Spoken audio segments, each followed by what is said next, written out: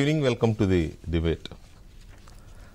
సరిగ్గా తెలంగాణ ఎన్నికలకి ఒక 2-3 నెలలు వెనక్కి వెళితే ఎలాంటి అపశకునాలు, లేకపోతే ఎలాంటి దుర్ఘటనలు, లేకపోతే ఎలాంటి ప్రభుత్వానికి కాస్త నష్టం చేసే ఘటనలు జరిగాయో ఆంధ్రప్రదేశ్లో సరిగ్గా అదే సిచ్యువేషన్ ఇప్పుడు కనపడతా ఉంది. ఎదురు దెబ్బలు. ఉదాహరణకి మీరు ఒకసారి గుర్తు చేసుకుంటే తెలంగాణ ఎన్నికలకి ముందే ఇంకొక 1.5-2 నెలలు ఉన్నాయి ఎలక్షన్ అనగా గొప్పగా చెప్పుకునే కాళేశ్వరం ప్రాజెక్టులో 2 పిల్లర్లు కుంగిపోయినాయి. మేడిగడ్డ బ్యారేజ్ 2 పిల్లర్లు కుంగిపోతే ఏదో అసాంఘిక శక్తులు చేశాయని, కుట్ర అని, బాంబుల శబ్దం వినపడిందని ఏదేదో కవర్ చేసే ప్రయత్నం చేసింది అధికార పార్టీ. బట్ చివరికి అది నిర్మాణ లోపమో లేకపోతే ఇంకేదో మొత్తం మీద అయితే పెద్ద రచ్చ అయిపోయింది. అది కాళేశ్వరంలో అవినీతి అనే ఆరోపణలు ఏవైతే వస్తున్నాయో వాటికి జనం నమ్మే విధంగా అది పాపం అనకూడదు, కానీ అధికార పార్టీకి అది కొంత కాదు చాలా డ్యామేజ్ చేసింది. మీకు ఉత్తర తెలంగాణ మొత్తం కాళేశ్వరం ఎఫెక్ట్ కనపడింది. ఫర్ దట్ మ్యాటర్ ఇటు మెదక్ దాకా కూడా.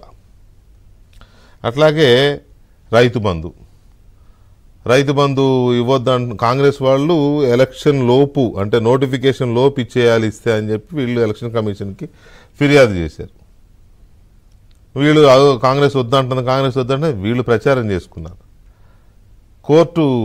ఎలక్షన్ కమిషను ఇచ్చుకోమని చెప్పింది. చెప్పగానే హరీష్ రావు గారు ఎలక్షన్ కమిషన్ ఇచ్చే ముందు రేపు పొద్దున బటన్ నొక్కుతాం కుయ్యి అని సౌండ్ వస్తుందని చెప్పి ఆయన అన్నది నెగిటివ్ పోయింది. కోడ్ ఆఫ్ కాండక్ట్లో భాగంగా అలా అనకూడదు, ప్రచారం చేయకూడదు దాన్ని అని మళ్ళీ అది ఆపేశారు. హరీష్ రావు వల్లనే ఆగిపోయిందని అదొక నెగిటివ్ది. ఇట్లా ఈ 2 కాదు, ఇంకా చాలా. కవిత గారి లిక్కర్ స్కామ్ ఎలక్షన్ ముందు చాలా పెద్ద చర్చ జరిగింది తెలంగాణ ప్రజల్లో. ఒక మహిళ అయ్యుండి లిక్కర్ స్కామ్లో ఇరుక్కోవడం ఏంటని. ఈ రకంగా ఆ పేపర్ లీకేజీలు, తర్వాత ఒక అమ్మాయి ఒకరిద్దరు స్టూడెంట్స్ సూసైడ్ చేసుకున్న ఘటనలు, ఇవన్నీ కూడా. వీటితో పాటు ఆ బీసీ బంధు అని పెడితే ఆ బీసీ బంధు అందరికి రాలేదు. చాలా తక్కువ మందికి, కొంతమంది అప్లై చేసుకుంటే శాంక్షన్ అయిన వాళ్ళు కూడా రాకపోవడం, వాళ్ళ దాంతో అదొక విపరీతమైన వ్యతిరేకత. దళిత బంధు విపరీతమైన వ్యతిరేకత. ఇలా చాలా, ఒకటి కాదు అసలు. ఏది పట్టిందల్లా బంగారమే అనేది పాజిటివ్, ఏది బంగారం కూడా మట్టి అయిపోయింది అధికార పార్టీకి. అందరూ అన్నారు, తెలంగాణలో అన్నారు, ఇక చెడు కాలం పోయే కాలం వచ్చి ఇట్లా జరుగుతుంది వీళ్ళకి అనే పరిస్థితి వచ్చింది. ఇవాళ మీరు ఏపీ చూస్తే సేమ్ సిచ్యువేషన్. అన్నీ ఎదురు దెబ్బలే. కోర్టు కేసులు ఎదురు దెబ్బలే, అన్నీ ఎదురు దెబ్బలే.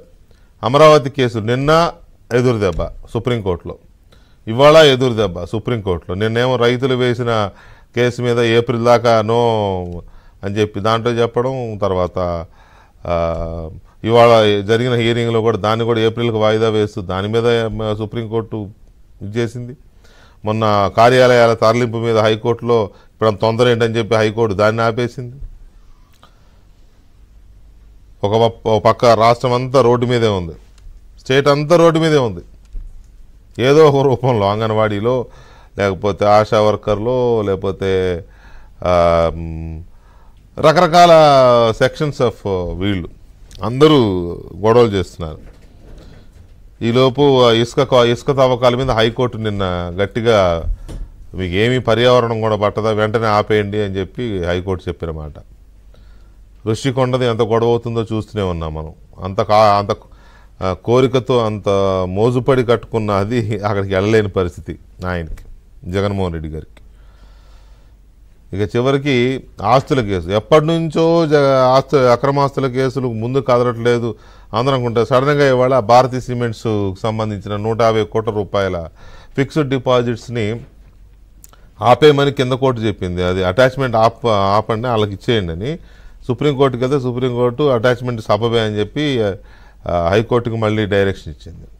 అది ఊహించని షాక్ ఇవాళ జగన్మోహన్ రెడ్డికి వ్యతిరేకంగా. ఇక వీటన్నిటికంటే పెద్ద ఇది చెల్లెళ్ళి కాంగ్రెస్లో చేరడం, ఇది ఇంకొక ఎదురు దెబ్బ.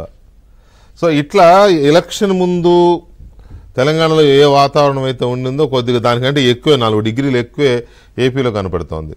సో ఎందుకు ఇలా జరుగుతోంది? ఇది నా మధ్య సినిమా వచ్చింది అన్నీ మంచి శకునములే అని, ఇట్లా అన్నీ చెడు శకునములే అనేది అనుకోవచ్చా మనం అనేది ఒక పాయింట్. అయితే వైసీపీలోంచి పెద్ద పెద్ద తలకాయలు బయటికి వెళ్ళిపోతున్నాయి. అసలు వాళ్ళని పంపించాలని కాదు కానీ పిలిచి మీకు టికెట్ ఈసారి ఆపండి అని చెప్తుంటేనే వాళ్ళు వెళ్ళిపోతున్నారు, నువ్వు చెప్పేది ఏంటన్నట్టుగా ఉంది. కాకపోతే ఇక్కడ ఒక పొరపాటు ఏంటంటే ఆయన మాట్లాడడంలా వాళ్ళతో, జగన్మోహన్ రెడ్డి గారు మాట్లాడడంలా, ఆయన కింద ఉండే వాళ్ళతో మాట్లాడిస్తుంటే వాళ్ళు నొచ్చుకుంటున్నారు సీరియస్గా. అసలు టికెట్ లేదు అనడం కంటే వీళ్ళతో చెప్పించడం అనేది దాన్ని భరించలేకపోతున్నారు. ఇందాకే కొద్దిసేపటి క్రితమే రాయదుర్గం ఎమ్మెల్యే కాపు రామచంద్రారెడ్డి, ఆయన కుటుంబ సభ్యులు లాంటి వాడు, ఆళ్ళ రామకృష్ణారెడ్డి టైపు, ఒక దశలో బినామీ అనేవాళ్ళు ఆయన అనకూడదు కానీ ఆ మధ్య తెలంగాణ భవన్ మీద రవీంద్ర నాయక్ అని ఒక ఎంపీ ఉండేవాడు మాజీ, దుమ్మెత్తిపోసాడు తెలంగాణ భవన్ మీద. ఇప్పుడు ఇంచుమించు అదే పని చేశారు భార్యాభర్తలు ఇద్దరు అక్కడ కలిసి, అక్కడ తాడేపల్లి ఇంటి మీద. దుమ్ము వేయలేదు కానీ అట్లా మాట్లాడి సెల్యూట్ కొట్టేసి గౌరవంగా తిట్టుకుంటూ వెళ్ళిపోయాడు కాపు రామచంద్రారెడ్డి. అట్లాగే ఆళ్ళ రామకృష్ణారెడ్డి అందరితో బోణి అక్కడ పడింది. ఇంకేమో చాలా పేర్లు వినపడుతున్నాయి. పేరు వినపడడం ఏంటంటే 8వ తారీఖు నుంచి మొత్తం చంద్రబాబు నాయుడుతో అపాయింట్మెంట్లు ఫిక్స్ అయినట్టుగా తెలుస్తూ ఉంది. సో ఏంటి ఈ పరిస్థితి, ఎందుకు ఈ సిచ్యువేషన్ ఇలా వస్తూ ఉంది, అయినా ఎందుకు జగన్మోహన్ రెడ్డి గారు మొండిగా ఉన్నాడు రియలైజ్ అవ్వకుండా అనేది మనతో మాట్లాడడానికి వైసీపీ ఎంపీ రఘురామకృష్ణరాజు గారు ఉన్నారు, వారితో మాట్లాడదాం. రఘురామరాజు గారు నమస్కారం.